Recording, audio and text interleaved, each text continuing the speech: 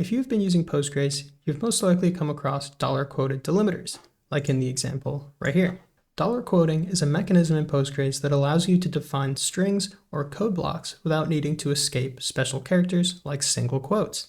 The default delimiter is this double $sign, and here it marks the start and end of a code block. And what's great about Postgres delimiters is that it is very easy to create your own custom delimiters. This allows you to create blocks of code that are easier to read and understand.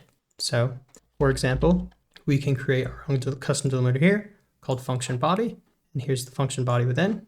Or we can create another one, which we can call JSON block, and here is a JSON block within.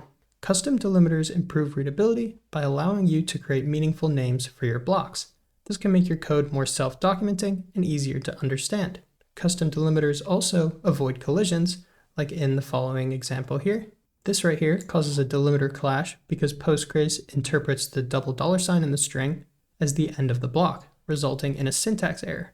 But custom delimiters can resolve this issue by allowing you to define unique markers for the block. So if I ran this example, we would get an error here, a syntax error, but we could fix this with a custom delimiter. Say we want to describe this, say it's our clash block, and then we ran this again, we would get no syntax errors. Thank you for liking and subscribing. Check out my courses in software and description, and take it easy.